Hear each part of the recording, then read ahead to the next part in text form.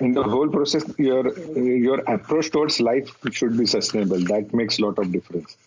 And that ultimately percolated in the architecture also.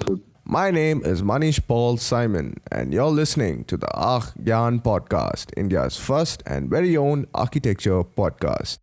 This is episode number 13 with architect Sanjay Patil.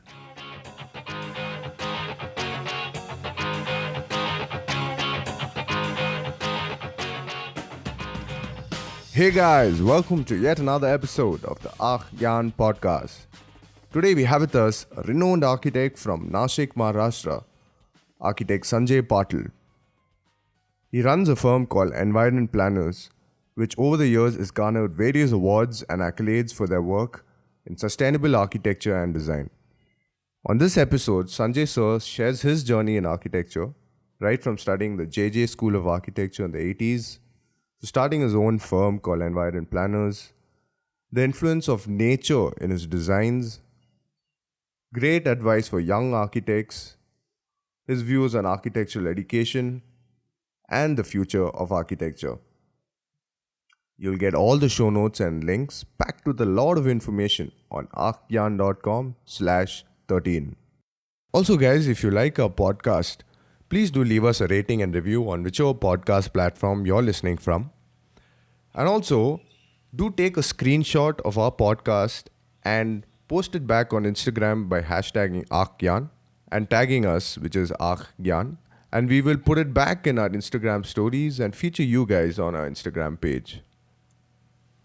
Also guys, check out this podcast called Good for Construction, hosted by Isha Bajaj. It's also a podcast on architecture where she interviews young architects, which again is going to benefit you as an architect.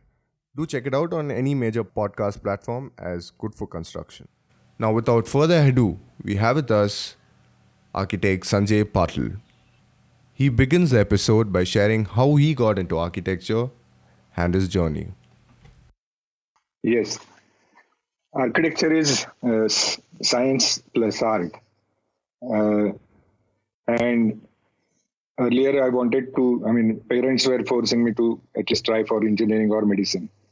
I tried that, but after that time it was SSC, and then we had to appear for the pre-degree science. So I appeared for the pre-degree science, and after that, I realized that this is not my cup of tea, my engineering and medicine.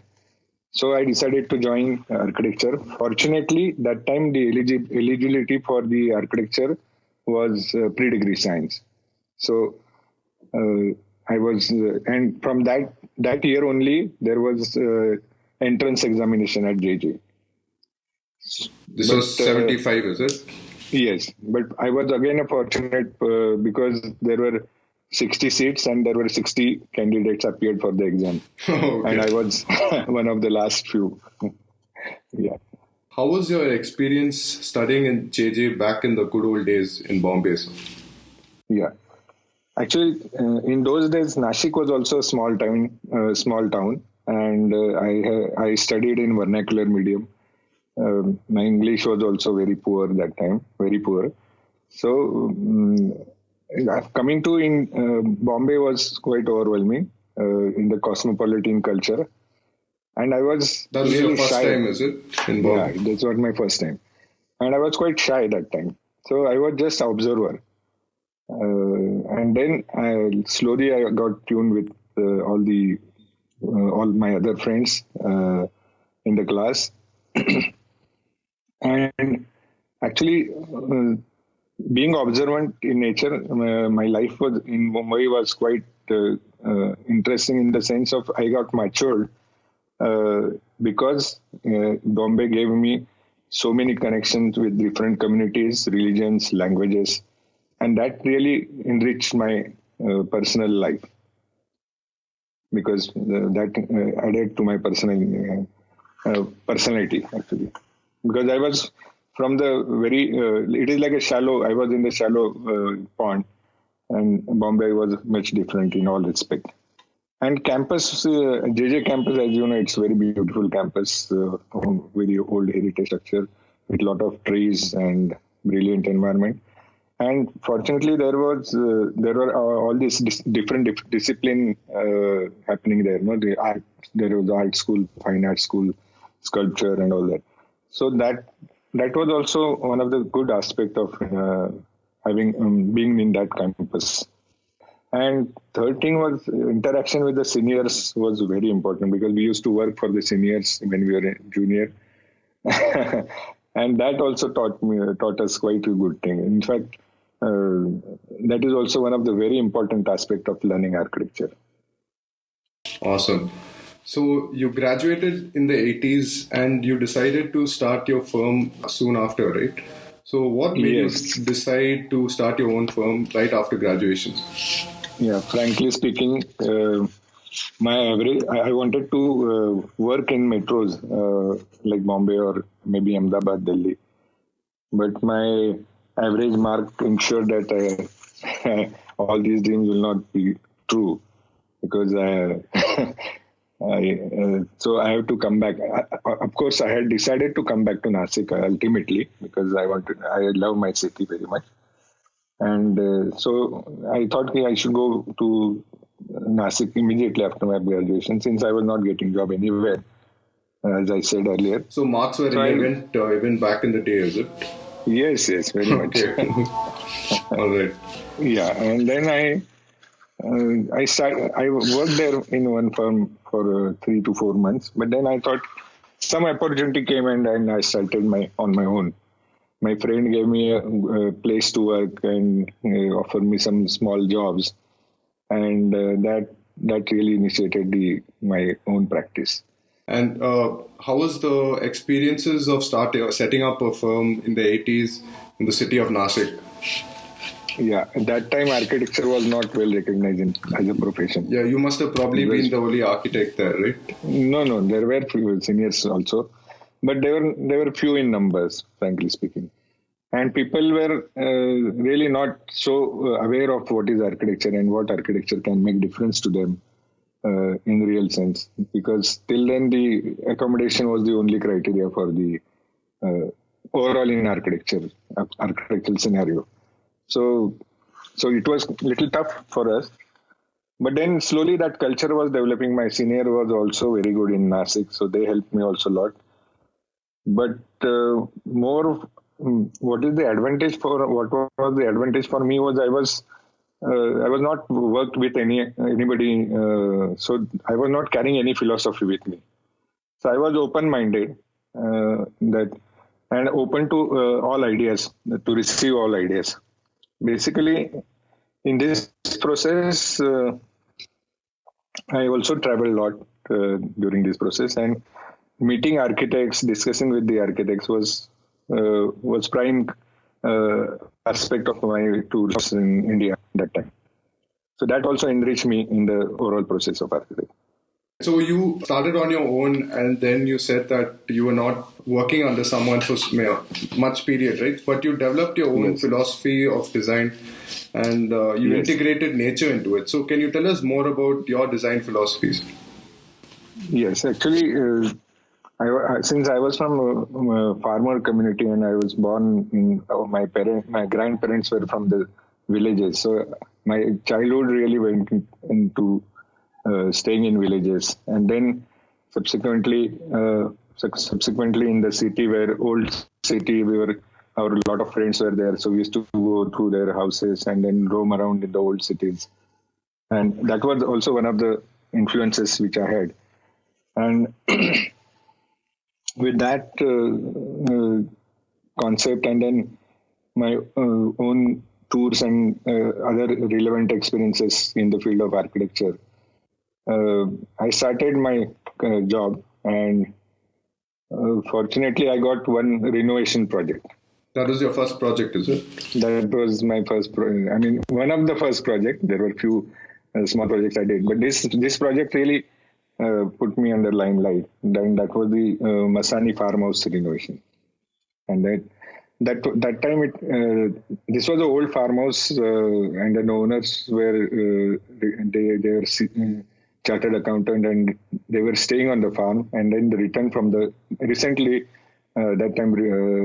returned from the UK, they were staying in the old house. They wanted to renovate that house. So many people advised him to demolish that house and build new house. And then when he approached me, I found some potential in that house. And then I suggested we can renovate this house or upgrade this house rather.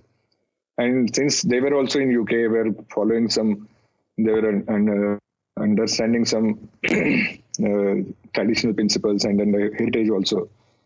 So the idea was clicked with them. So that time I used to have motorcycle and drafting board. So we used to take that drafting board on site, major drawing.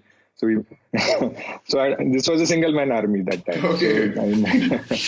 So I measured the whole drawing and then all the drawings were made, basic drawings. And so then, you used to literally sit on site and do the drawings, is it? Yes, because that major drawing you have to be on site. I mean, I was alone that time. No staff was there. Wow. But how did you manage to put a big drafting board on the bike and it was jugaad, is it? Yeah, it was a jugaad again, tied up with the ropes and then I went for motorbike. That farm used to be out of Nashik city, almost 4 or 5 kilometers from the city. All right, great. So that was your first project, and then you went on to do multiple projects from residences to institutions, commercial projects. Yes. How have you managed to incorporate sustainability in such a large level, sir? Yeah, actually, in the whole process, your approach towards life should be sustainable. That makes a lot of difference. And I'm of that belief. I'm believer of that kind of philosophy, and that ultimately percolated in the architecture also, because that is a need of time, I think. So again, this conservation project was also part of the sustainable approach. Like you don't destroy that, but you really upgrade that. So from there, sustainability started. I was having concept of going close to the nature. I am a trekker, so I love nature also. So I always wanted to have this kind of integration of nature in the building, and of course the sustainability is also there. Good light, ventilation, proper orientation. So all these factors, add to the concept. Right. And these days there are various definitions to sustainability, right? Yes. How would you describe sustainability, and how can architects and designers incorporate sustainability in their design? I think we should make a maximum utilization of the natural resources, and we should not waste into that. So if we are blessed with the sky, as Charles Courier used to say. So we should use that light to best of our, and we are blessed with the nice ventilation, climate, and moreover, I think if we design our building in a proper way, that will really consume less energy, and it will give better comfort without consuming any energy. So that is how I think they approach to my design. Okay, awesome, bro. So you're from Nashik and you've seen the transformation of the city from the back in the day, right? So how has the city of Nashik transformed from the time you started your practice till date? Yeah, because when I started practice, Nashik was a very small town. I mean, it's of course that time also it was a very lovely city. But slowly, as all other cities grow, there industrial development happened, and a lot of small bungalows now getting converted into apartments, buildings. The FSI pressure is there, land cost increasing. So now instead of small bungalows, small houses, now there are bigger houses, bigger apartments. They are coming up. More malls, commercial buildings, commercial aspects. They are now in thing in the Nashik. Is that a good thing or a bad thing, sir? It depends. I mean, city has to grow to say, but there should be limit to that. There is one thing. The second thing that with this development, the infrastructure should also grow. Like, if you have good public transport, which is, I think all our major cities are lacking. Only few cities are having public transport, whereas two-tier cities are really having poor public transport. So I think with this simultaneously, if all these things happen, infrastructure increases, then city should grow rather. Right. Moving on, you've been on the jury panel for various architecture schools across the country, right? Yes. So, what is your take on architectural education? How have you seen it grow from the time you did architecture till now? Yes, of course, the first aspect is the sustainability in architecture. So that is almost, we consider, give prime importance to this aspect. And then integration of nature, of course. But nowadays, I am also also verifying the appropriate, use of technology in terms of quantification and analysis of the building. So we must now know the performance of the building. And I think that is the need of time nowadays. So that is also one of the important aspects one should consider in the education. And while we consider this also important in the making assessment of the projects when I'm in jury panel, and also in education, all these aspects are important. Now we must be able to quantify, justify, and give the performance of the building in advance, so that our buildings are foolproof. So you properly design it in considering the climate, environment, sustainability. So all these aspects can be predetermined. It's not just covering it with the glass box. So building should perform well. Absolutely. So you're a big fan of technology as well, right? The way the world is changing and how we can best use it to. Yes. Yes, very, very correct. I mean, I am a fan of technology, but I also believe in tradition. So all the traditional spirit should also be there. That aspect of old traditional concepts, which really give the architecture a different dimension than the other worlds. Otherwise, the whole world becomes one in that case. Absolutely. And do you think there's a need for some change in the system of architectural education in India? Yes, as I said, it should not be only aesthetics that is important in the building, the education aspect. But the proper approach towards the sustainability aspects of the architecture, the performance of building, that is nowadays which is possible. That is what I am repeating again. But I'm like I would suggest that every college should have in architecture should have this performance analysis in their college, right. And they should teach to the students. Awesome. So coming back to the various works you've done, which project do you consider your favorite, or do you have any favorite projects among all the other projects that you've done? It's asking to father who is your best child. So all the projects are close to our heart in a different. Even a small extension is also close to my heart, or like this renovation which I did first, and then the institute that we did also, close to my heart. So difficult to say. The institute, the one you're talking about is YCMOU Library, is it? YCMOU Library is there. Then there are Amity, Bhujbal Knowledge City, Amity College of Architecture. So the Amity School, Educational Institute, then Sandeep Foundation. So all these buildings are quite interesting. I mean, all the institutes building are quite interesting and satisfying. Awesome. And how would you describe your work process or the way you approach each project? Actually, the approach is very simple and logical. We basically what site many times suggests you the solutions, and that gives you more information and inspiration about the building project.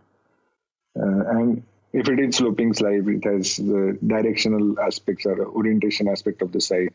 So accordingly, you have to orient your buildings, the topography of site, the landscape, existing landscape on site. So all these things matter a lot. So like site analysis and SWOT analysis. Yes. Site analysis. Yeah. Go ahead. Yeah, site analysis, climate analysis, context analysis. All these things are important. I mean, if you try and analyze all these things, then solutions are naturally, and then you have program what you have to do. Space planning. About the project, yeah. And then all these things get naturally integrated with the site and then the design. All right, awesome. But a lot of clients, they also look for Vastu compliant designs, right? But do you feel that Vastu sometimes interferes with our design logic or our design concepts? Yeah, frankly speaking, I consider it as a bylaw. Like it is a must thing to do, and like in municipal bylaw, corporation bylaws you follow. So according to that, this is also kind of bylaws, and then you follow them. I have not come across any issues about that, and fortunately, when we analyze our previous buildings, when like Vastu concept was not so popular in India. But prior to that, whatever works we did were quite Vastu compliant because they were following the natural laws of ventilation and light. Absolutely. So your southeast kitchen and your northeast, everything is as per scientific. Most of the project were complying. Vastu concept. Right, but they are basically these are the climate oriented aspect, but they are otherwise what nowadays it's a furopsychosis which is involved more into this. If you don't do this, it will have problem. Yeah, exactly. That is not the case. Because a lot of builders, it's become the selling point, right? Vastu compliant house. Yeah, Vastu compliant house. Yeah, that is actually not really important. All right. So, where do you see architecture headed in the future, especially for India? I think I am also traveling a lot and in smaller cities and even metros around all across India. And I'm saying that there is a good kind of awareness I'm seeing in the young generation of architects, and I'm quite happy with their approach toward design, their integrity, their passion. So I'm quite hopeful and I'm quite positive about the future architecture in India. And they are not really after just a style, but they are really thinking at grassroots level. So recently I was in Solapur, I was in Surat in a couple of days back. So I think, and I have seen, in fact, many young architects work, and it is amazing. And I'm very positively hopeful about the architecture, but we should really, follow the architecture in true sense, not just make a mimicry of architecture. A lot of architecture students don't really stick to architecture after they graduate, right? They move on to other fields. So what is your take on that? I think ultimately everybody will have to follow their own passion. But architecture is a very good base to give multiple options in all fields. May it be management field, it can be art field, or so. Architecture base is always like if you're in drama, if you're in cinema. So these all the stage designing and everything in there. Like for example, will make a lot of sense if architecture is there. If you're doing photography, it will help. If you're on airfield. So architecture is a very good base for various options of career in future. So even if one doesn't pursue his career in architecture, there are many options. But the base is good, architecture base. Right. So I think more engineers should move on to architecture, right? Yes, anybody should move on towards architecture. All right, coming to the go ahead. I mean, the passion is important for architecture. So I have seen many non-professionally trained architects are doing fantastic work. Great. All right. And coming to the quickfire round, what is or which is your favorite architecture book or the book which has inspired you the most? I think Geoffrey Bawa's work and his book also inspired me a lot. Charles Correa's book is also there. Mr. Doshi's book is also there. So I got more inspired from these people, more close to me. Wow. Have you met all of them in person? Yes. Geoffrey Bawa, I haven't, but I've seen all his work in Sri Lanka. Okay. Yes, Korea multiple times. Mr. Doshi is quite close to me. Oh, great. So I was fortunate to be with them for a good time. Awesome. And you work with a lot of sustainable materials and different materials in construction, right? So which has been your favorite material? Yeah, stone and bricks. Do you have any reason why you chose stone and bricks? They look quite rooted. In the structure. And in our region particularly, we have a lot of black basalt. So black basalt and bricks also in close region. So I love stone. That gives a wonderful. I normally try to use this stone, even if it is institute in small bungalows or somewhere. I would like to use the stone, natural material, preferably natural material. Which is your favorite style of architecture? Of course, it'll be vernacular, right? Contemporary vernacular, I will call it a contemporary vernacular. It should be contemporary, but it should have the spirit of vernacular.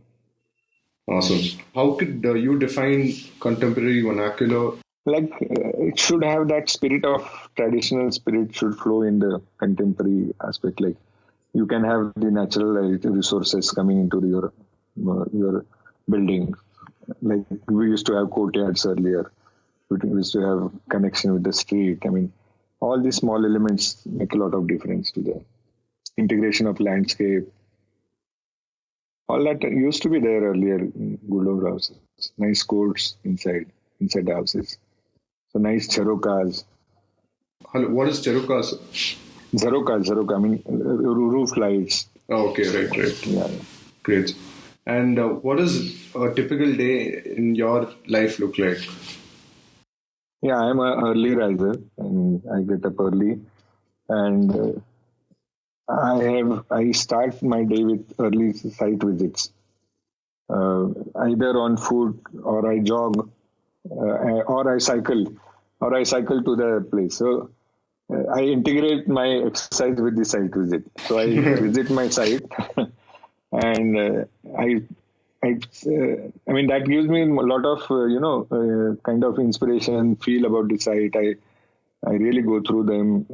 That gives me different, look towards, aspect towards the design. And then I sometimes, you change your design also to a certain extent, but then you experience that space since the beginning.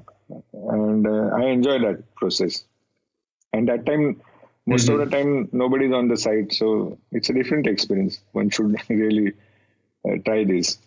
So you go alone to site, you analyze the site on your own, and then you wait for the contractors and all that to come, is it? Yes. All right. Yes. And that is also integrated with my morning walks or morning jogs or cycling. So I guess most of your sites are also close to your office. Mostly in the city. If it is a little longer, 5-10 kilometers, I cycle to that place. Okay. And then come back to home. Have a brunch. I take brunch. So lunch I don't have it in office nowadays. And till evening up to 7:30. Oh wow! And then I have my own time to attend drama, music, movies. So all this. So I enjoy all aspect of life. So you not only practice sustainability in architecture, but sustainability in life as well. Yes, I think we should have our own life. Lifestyle should be sustainable, not only the architecture. All right, great. So, and coming to a close, what is the one thing that you feel that I should have asked but didn't? I think you have not asked me, do you have any special talents? Okay. Yeah, so go ahead. What are your special talents? I have none. But I am passionately curious. That you can call it a talent. And what one advice would you give to the future architects and young architects coming up? Yeah, as I said, you should be passionately curious. That is the most important aspect. Observe your surrounding nature, people, and try to enjoy every aspect, every good aspect of your life. Enjoy nature, enjoy music, enjoy dance, enjoy drama, enjoy movies. So that also will enrich your architecture. Wow, brilliant, sir.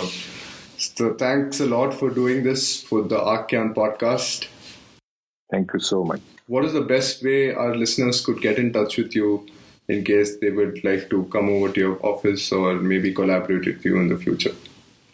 They can Google, they will get all the details on net.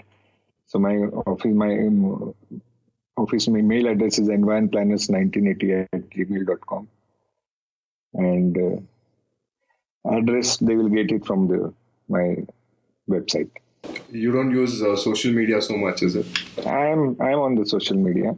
They can also contact me I'm on the Facebook, Instagram both. All right, so great. So we'll put up all the show notes and links in this episode along with your social media handles. Thank you. You guys can get in touch with Sanjay sir. He's a great architect from Nashik and he's done absolutely exemplary work in the field of sustainability and design. Alright guys, so that was the end of episode 13. I'm sure you liked this episode. Please do leave us a rating and review on whichever podcast platform you're listening from. If you would like to follow architect Sanjay Patil sir's work and also his life, do check out his Instagram handle, which is AR Sanjay Patil. He shares daily posts, at least a weekly post on his journey across India in the field of architecture and design. Thanks again, guys, for listening to the Archgyan podcast. We have a very interesting guest on our next episode, which I'm sure is going to intrigue your thoughts on architectural education, architecture, and also the way you practice architecture. Do stay tuned, like, subscribe, and if you'd like to reach out to us, do mail us at manish@archgyan.com. You could share your thoughts on this podcast, and also if you'd like to have any particular architect or someone related to architecture in the podcast, do leave us a mail and we would get right to it. Thanks for listening, guys. Until next episode, this is your host Manish Paul signing off.